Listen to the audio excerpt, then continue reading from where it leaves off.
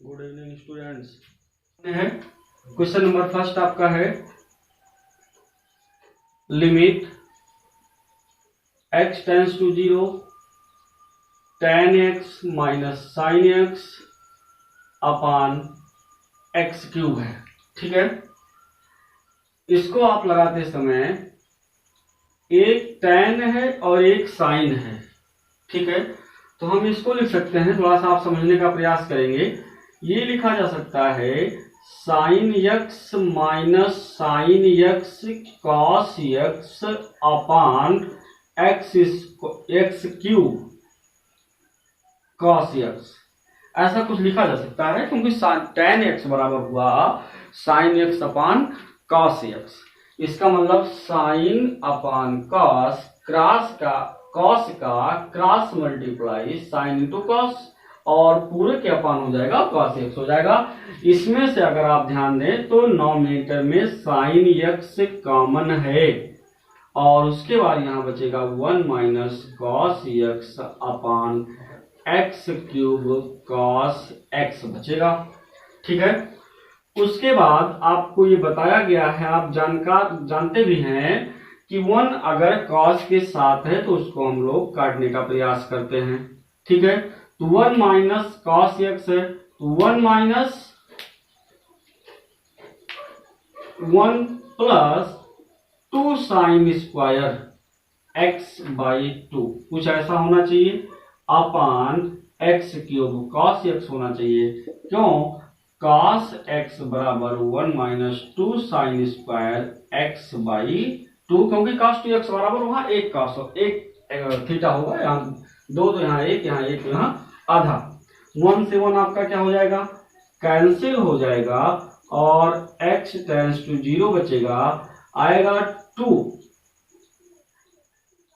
Sign x into sine square x by 2 upon x cube cos x, कुछ ऐसा होना चाहिए। ठीक है, एक बात अगर आप ध्यान दें तो लिमिट x टेंस टू 0 हम इसको लिख सकते हैं साइन x अपान x, कुछ ऐसा लिखा जा सकता है। अभी यहाँ स्क्वायर है इंटू 1 अपान एक्स स्क्वायर, ऐसा भी लिखा जा सकता है, इंटू साइन x बाई 2 अपान, आप देखें अगर यहां से एक x निकाल लें और इस 2 को लाएं तो ये बटे में आ सकता है, दैट मीन्स यहां लिखा जा सकता है x बाई 2। ठीक है, कुछ ऐसा लिखा जा सकता है। आप अगर यहां भी x उठा लें यहां से तो ये x स्क्वायर हो जाएगा, आपको x स्क्वायर चाहिए, फिलहाल हम लोग देखते हैं, कुछ ऐसा बन जाएगा 1 अपान कॉस x।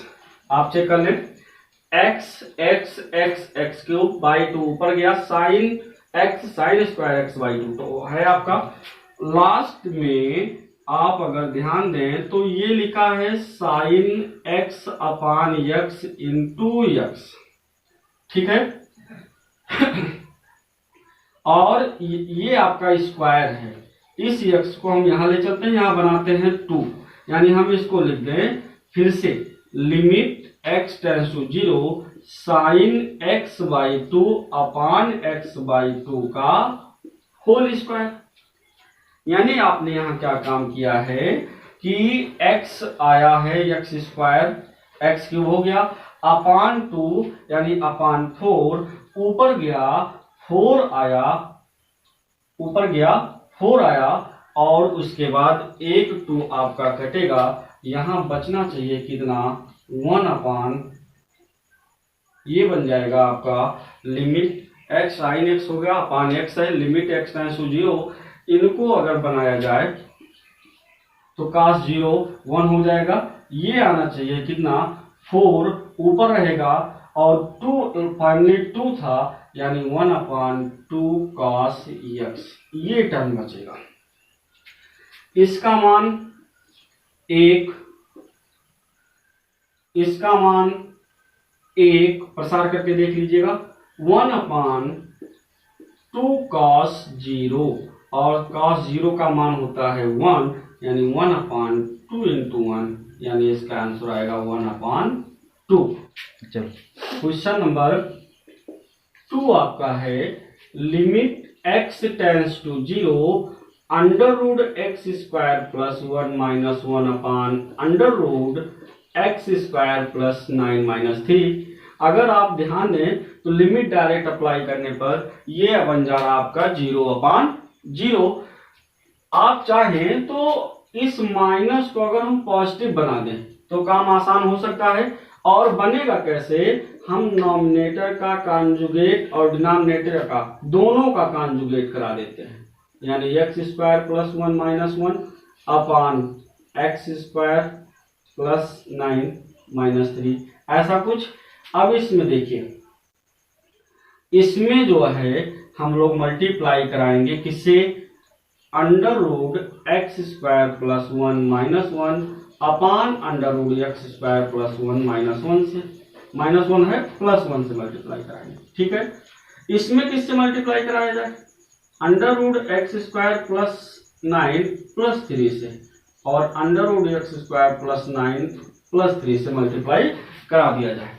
अब जरा देखिए लास्ट सेकेंड स्टेप हमें लगता रहेगा x टेंड्स टू 0, इनको देख लीजिए और इनको a square minus b square से, यानी बनेगा क्या एक्स स्क्वायर प्लस 1 माइनस 1। ठीक, अपान इनको देख लेते हैं, एक कोष्टक में a माइनस बी, एक कोष्टक में a plus B, A square minus B square का मान कितना आएगा 9 आएगा, इनटू क्या बचा X square plus 1 upon under root x square, या आपका ये upon sorry under root x square plus 9 plus 3 बचेगा upon under root x square plus 1 और प्लस 1 बचेगा। ठीक है, ये 1 1 कैंसिल, ये एक्स एक्स कैंसिल हो गया। आप चाहते थे कि आपका पॉजिटिव बने, पॉजिटिव आपका आ गया। अब यहाँ 0 3 और 3 कितना हो गया 6, 0 1 1 कितना हो गया 2, अर्थात इसका आंसर कितना आएगा 3 आएगा। ठीक, इस प्रकार से आप इसको सॉल्व कर सकते हैं, समझ सकते हैं। तो तीसरा क्वेश्चन जो है उसको थोड़ा सा देख लेते हैं। क्वेश्चन नंबर 3 आपका था कि limit x tends to a, limit x tends to a x के पावर 4 माइनस a के power 4 upon x square minus a square. इसका मतलब limit x tends to a, x के पावर 4 को आपको लिखना चाहिए था एक्स स्क्वायर का स्क्वायर माइनस ए स्क्वायर का square upon x square minus a square, इतना आप कर सकते थे। ठीक है, इसके बाद अगर आप ध्यान दें तो आप नॉमिनेटर में क्या बना, ए स्क्वायर माइनस बी स्क्वायर से एक कोष्टक में ए माइनस बी और दूसरे में ए प्लस बी। स्क्वायर तो लगा क्योंकि ए की जगह पे एक्स स्क्वायर, बी की जगह पे ए स्क्वायर, और अपान हो गया x square minus a square, ये यहां से कट गया। लिमिट अप्लाई करेंगे तो a square plus a square, that means इसका आंसर आ जाना चाहिए था 2a स्क्वायर। ठीक है, इस प्रकार से लिमिट्स के आप नियर अबाउट 15 क्वेश्चंस लगा चुके हैं। अब नेक्स्ट टॉपिक आपका स्टार्ट होता है कॉन्टिन्यूटी। तो ये अब स्टार्ट करते हैं कॉन्टिन्यूटी में। कॉन्टिन्यूटी का मतलब ये हो गया कि सततता। ठीक है, आपको दिखाना होगा कोई फलन दिए गए मान पे कब कॉन्टिन्यूअस है और कब डिसकॉन्टिन्यूअस है, दैट मीन्स कब सतत है और कब असतत है। जैसे अगर मान लेते हैं कोई ऐसे ग्राफ बना, ये फंक्शन का ग्राफ है, आप ये फंक्शन ग्राफ देख लीजिए, लगातार ये आपका जो ग्राफ बनता जा रहा है। इसका मतलब हम इसके इंटरनल में कोई पॉइंट ले सकते हैं या कोई फिक्स पॉइंट ले सकते हैं, उस पर दिखाना हो कि ये फलन हमारा कॉन्टिन्यूअस है तो कॉन्टिन्यूअस दिखा सकते हैं। अगर थोड़ा सा ब्रेक कर दिया जाए तो ये फंक्शन जो आपका क्या हो जाएगा, डिसकंटिन्यूअस हो जाएगा। तो इसके लिए आपको बताया गया है LHL और RHL, ये दो बातें आपके लिए आपको बताई गई हैं, LHL और RHL। LHS थोड़ा सा हम आपको बताना चाहेंगे। LHS जो आप लिखे थे वो आपने ऐसे कहा था x tends to a positive fx a negative, fx is equal to limit h tends to 0 f a minus h, ऐसे आपने लिखा होगा। और उसके बाद आर चल में आपने किया था limit x tends to a plus fx बराबर limit h tends to 0 f a plus h, कुछ ऐसा आपने समझा था LHS और RHS, that means left hand limit और राइट हैंड लिमिट, ठीक है। और अगर सत्ता की बात किया जाए तो आप कह सकते हैं कि fx x बराबर a पर सतत है या सतत होगा यदि क्या LHL बराबर RHL बराबर FA। ये पॉइंट आपके लिए इंपॉर्टेंट है, यानी कोई फंक्शन दिए गए मान वैल्यू पर सतत तभी होगा जब उसी बिंदु पर उसका लेफ्ट हैंड लिमिट, उसका राइट हैंड लिमिट और उसके फंक्शन वैल्यूज तीनों के मान आपस में समान होंगे। इतनी सी बात है बस। जैसे मान लीजिए आपसे कहा जाए कि fx बराबर 3x स्क्वायर प्लस 2, आप बताइए क्या यह x बराबर a पर सतत है? अगर ये चीजें थोड़ा सा एग्जांपल समझना है हम लोग को। अगर क्या आपसे पूछा जा रहा है कि fx बराबर 3x स्क्वायर प्लस 2x बराबर a पर सतत है या नहीं है, चलिए देख लेते हैं। तो LHL में आप क्या कहोगे कि limit x tends to a, या हम कोई 1 ले लेते हैं, x tends to 1 plus minus fx is equal to limit h tends to 0 f1 minus h, a की जगह पे 1 है, इसका मतलब लिमिट। अब हम लोग ये देखते हैं कि x की जगह पे क्या है, तो x की जगह पे है 3 और x की जगह पे है 1 माइनस h का होल स्क्वायर और प्लस ये आपका कितना है 2 है। इसका मतलब लिमिट h टेंड्स टू 0 3, यहां लिख सकते हो आप 1 plus h square minus 2h plus 2। अगर आप लिमिट अप्लाई या प्रसार करें तो ये बनेगा कितना, ये बनेगा 3 plus 3h square minus 6h plus 2। Finally जो आएगा लिमिट अप्लाई करेंगे, ये 0 3 और 2 कितना आएगा 5 आएगा। इसी प्रकार आपको निकालना चाहिए RHL। RHL में देख लेते हैं limit x tends to 1 plus fx is equal to limit h tends to 0 f1 plus h। इसका मतलब लिमिट h टेंड्स टू 0, अब की बार जहां पे x है वहां पे लिखा जाएगा 1 प्लस h का होल स्क्वायर प्लस 2, ठीक है। अगर आप इसको प्रसार करें तो लिमिट h टेंड्स टू 0, आपका जो मान आएगा वो आएगा 3 plus 3h square plus 6h और प्लस ये होगा 2। अगर आप लिमिट अप्लाई करें तो आपका मान कितना आएगा 5 आएगा। इसी प्रकार आपको f1 का मान निकालना है, यानी जहां x है वहां पे 1 लिखना है, 3 इंटू 1 स्क्वायर प्लस 2 अर्थात 3 प्लस 2 अर्थात ये हो गया कितना 5।